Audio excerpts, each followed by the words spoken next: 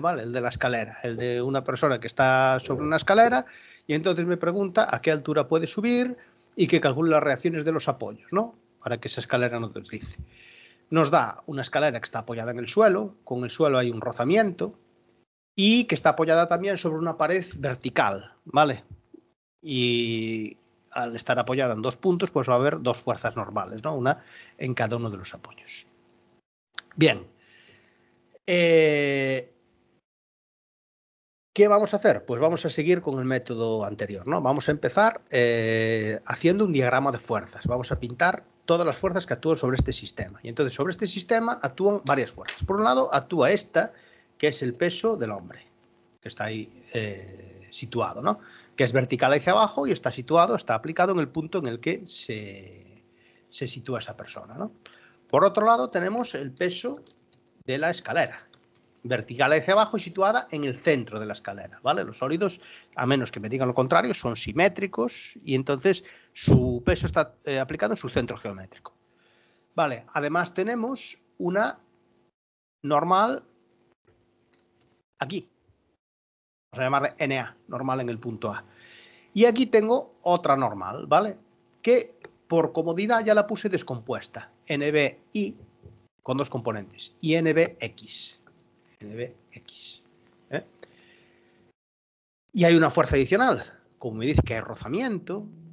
El rozamiento siempre se opone al movimiento, es decir, entonces tengo que pararme a pensar un momento, ¿cómo se movería esta escalera en el caso de que empezara o en caso de que empezara a deslizar? ¿Cómo deslizaría? Bueno, pues es obvio que este extremo de la escalera, el extremo este, empezaría a moverse hacia allá, hacia la izquierda. Por lo tanto, el rozamiento lo tengo que pintar oponiéndose al movimiento, es decir, que la fuerza de rozamiento la tengo que pintar aquí en sentido contrario del movimiento, ¿vale? Sobre la pared vertical no me dicen que haya rozamiento, entonces me evito el pintarlo, ¿vale? No existe rozamiento. Vale. ¿Qué ventaja tengo en este problema? Pues tengo una ventaja y es que todas las fuerzas están en la dirección de los ejes, por lo tanto no tengo que descomponer, no tengo que buscar ángulos ni nada. Entonces ya puedo pasar directamente a aplicar las ecuaciones de equilibrio traslacional. La primera, ecuación de equilibrio traslacional, suma de fuerzas en X igual a 0. Es decir, las fuerzas que apuntan hacia la derecha, que es esta, fuerza de rozamiento, tiene que estar equilibrado con la que apunta hacia la izquierda, que es NBX, que si os fijáis es justamente lo que tengo aquí. La fuerza de rozamiento es igual a NBX.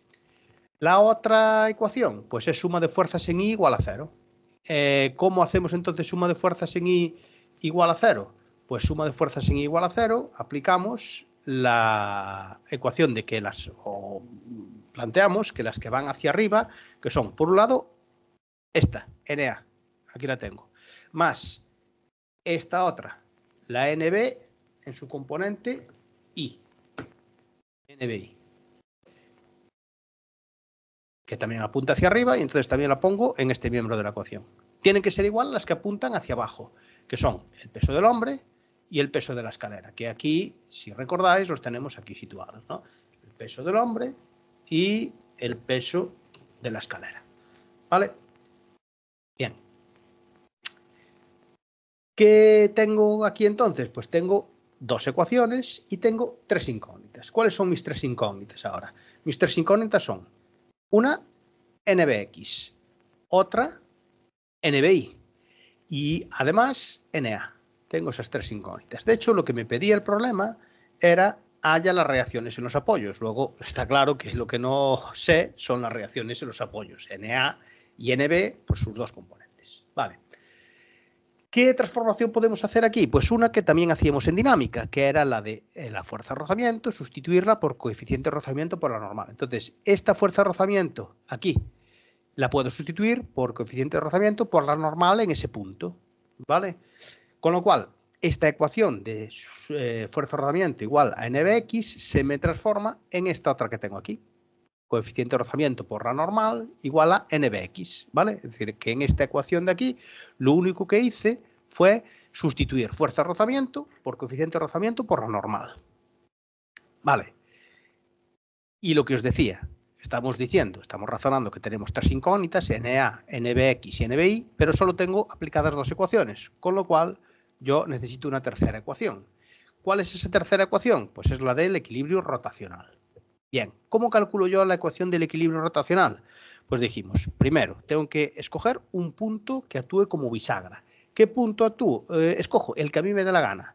¿Cuál es más conveniente en este caso? Pues el que me elimine el mayor número posible de incógnitas en mi sistema o en mi ecuación, que será este. ¿Por qué? Porque si yo pinto los ejes aquí, NBX está encima del eje X, NBI está encima del eje Y y por definición las fuerzas que están encima de los ejes que yo escoja no tienen momento respecto de ese punto. Entonces solo me quedaría con 4 fuerzas con momento, solo entre comillas, ¿no? Porque son bastantes. Que vamos a calcular, ¿no? Entonces vamos a empezar con el momento de esta fuerza de aquí. Esta fuerza de aquí era NA. NA. Bien. Entonces, NA, ¿qué momento tiene? Pues el momento de NA será NA por la distancia que yo tengo que llevar NA hasta su eje. Es decir, esta distancia de aquí. ¿Y esa distancia de ahí qué es? Pues esa distancia de ahí es la base de un triángulo. La base de este triángulo de aquí de 60 grados.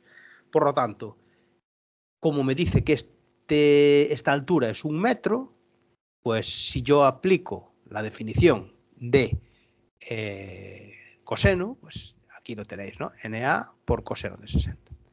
Vale, luego tengo la fuerza de rozamiento. La fuerza de rozamiento que es esta de aquí. ¿Cuál será el momento de la fuerza de rozamiento? Pues será el valor de la fuerza de rozamiento por la distancia que tengo que llevar esa fuerza de rozamiento hasta su eje. Es decir, toda esta distancia que tengo que subir aquí. Esa fuerza de rozamiento, pues es el cateto opuesto, ¿no? Que sería 1 por... Para, esto sería